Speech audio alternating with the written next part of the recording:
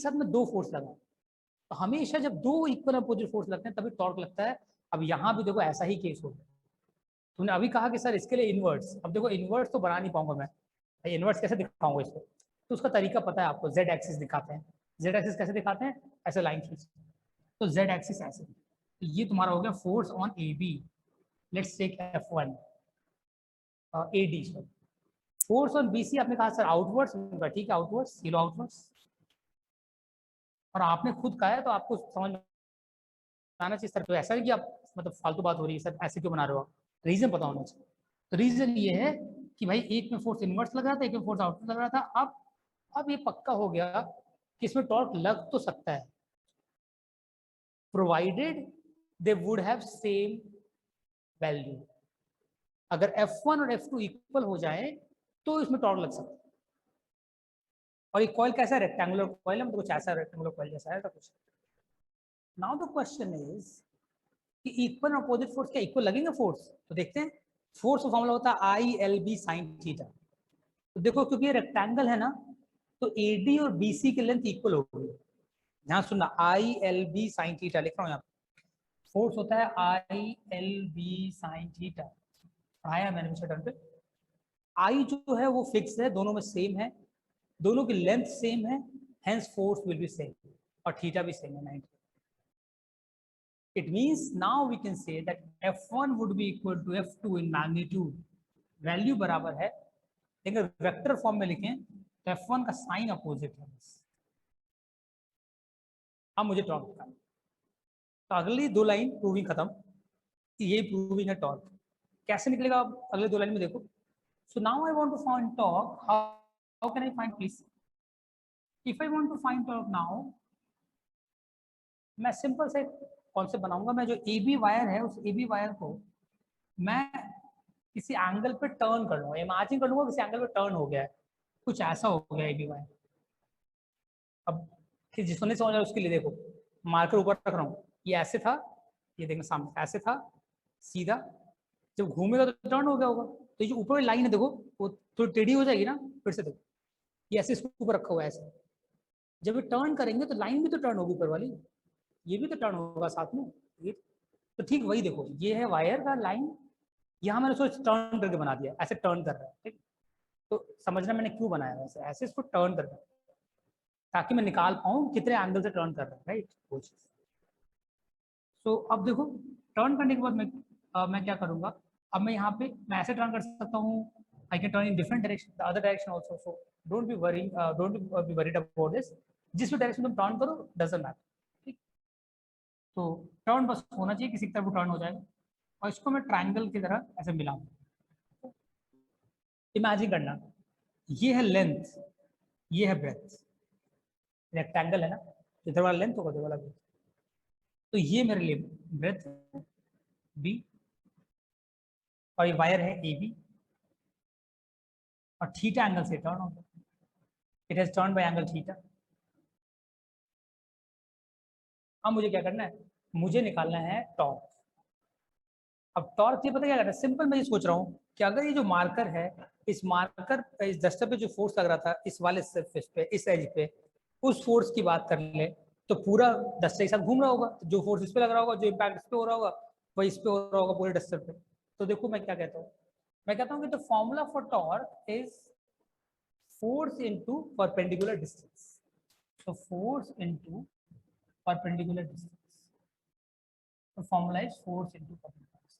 The formula what? If you see this A B C, ये जो तुम देख रहे हो मान लो ऐसे करके B यहाँ तो ये मान लो शॉर्ट ले F, तो तुम्हें जो A B F दिख रहा है, इस A B F में ध्यान देना हमें परपेंडिकुलर डिस्टेंस चाहिए।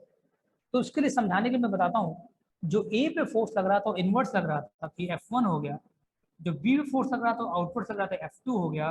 तो मुझे बेसिकली F ही लिख लेते, दोनों को F लिख लेता हूँ, कोई फर्क नहीं पड़ता। मतलब मुझे बेसिकली ये फोर्स F दिख रहा है और इससे मुझे परपेंडिकुलर डिस्टेंस निकालना है किसी एक पॉइंट का। I want to find the perpendicular distance so that torque निकाल सके। फोर्स इनटू परपेंडिकुलर डिस्टेंस करना पड़ता है टॉर्क निकालने के लिए।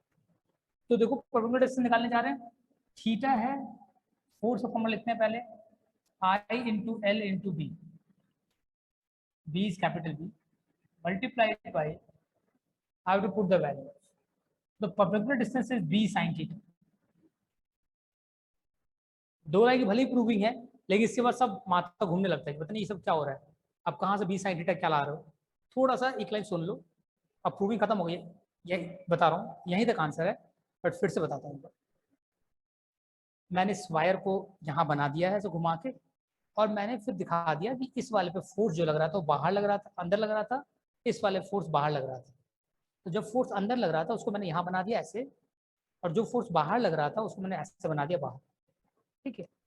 और फिर मैंने कहा कि ये दोनों एक सर्टेन एंगल पे 90 डिग्री यहाँ बन रहा है, एक सर्टेन एंगल पे अगर हम देखा जाए कितने एंगल से टर्न हो गया, तो थीटा एंगल से टर्न हो गया है, तो थीटा एंगल से टर्न हुआ, जिस एंगल से टर्न हुआ उसको मैंने लिख लिया कि कितने एंगल से वो टर्न हो गया।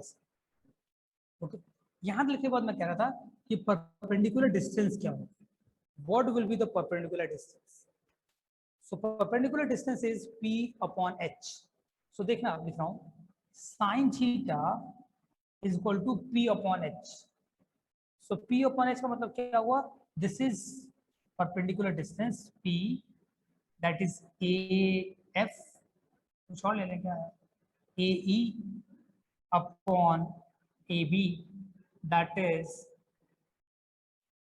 AE upon small b, so AE would be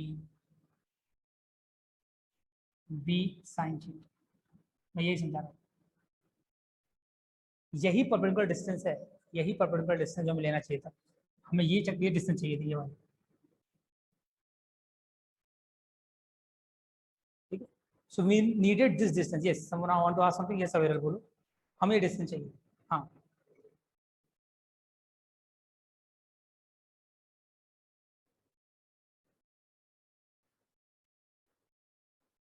हाँ, जो ऐसे था AB, जो AB ऐसे था सीधा, वो ऐसे हो गया है, ठीक है, इतने एंगल पे टर्न हो गया, ऐसे टर्न हो गया, और उसको हम लोग बाहर लगा कैसे दिखा दें, तो हमें ऐसे रखा, ऐसे हॉरिजॉन्टल, ऐसे ऐसे,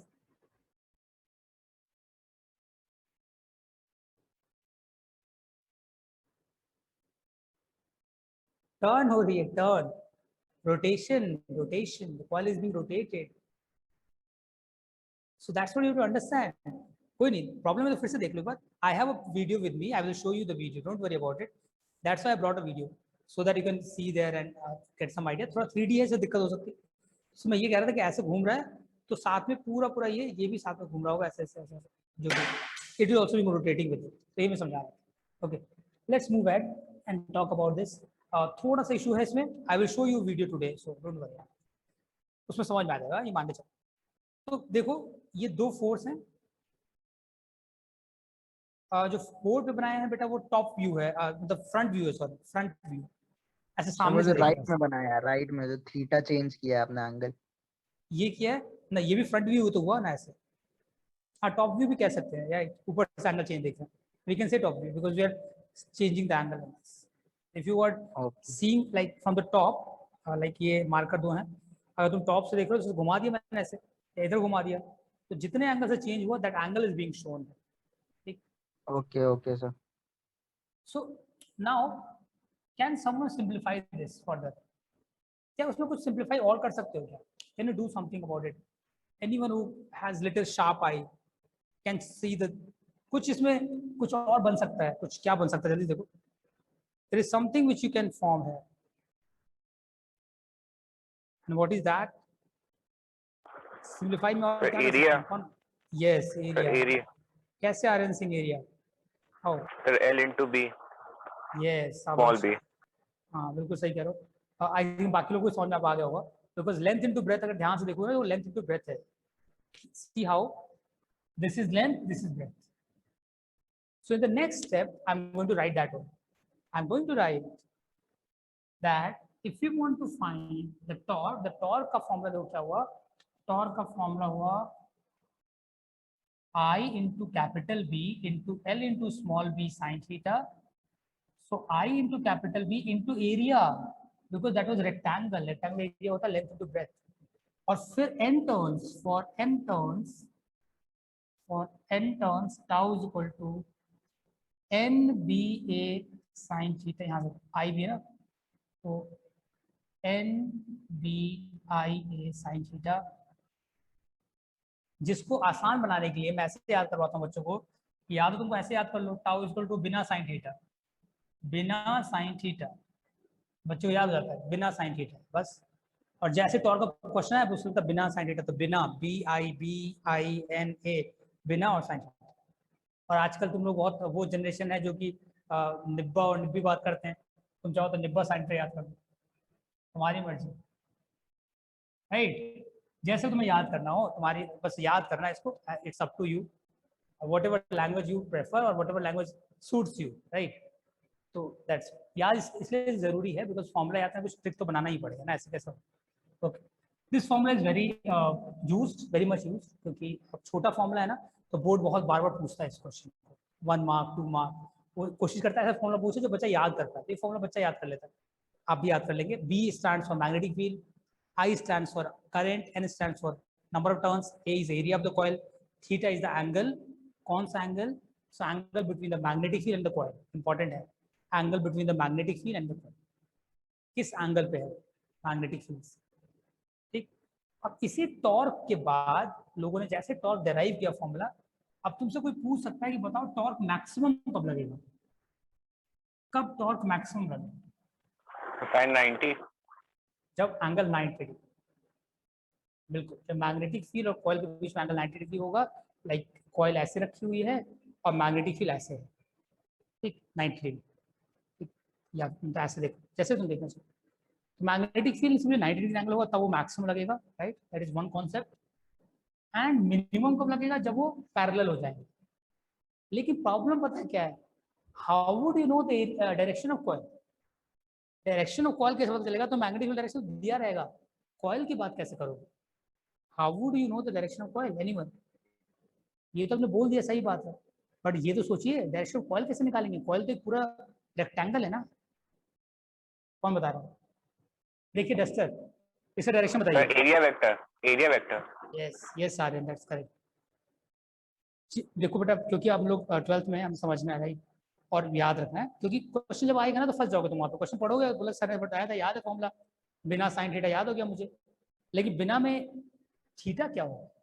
तो थीटा के लिए जो तुम्हारा कॉइल है उसका जो सरफेस है उससे एक लाइन परपेंडिकुलर खींचते हैं, और जो लाइन परपेंडिकुलर जा रही होती है वही डायरेक्शन होता है एरिया वेक्टर का डायरेक्शन, उसी को हम कॉइल का डायरेक्शन मानते हैं। So direction of the coil, that is area vector, and direction of the magnetic field, इन दोनों को देखना होता है, क्योंकि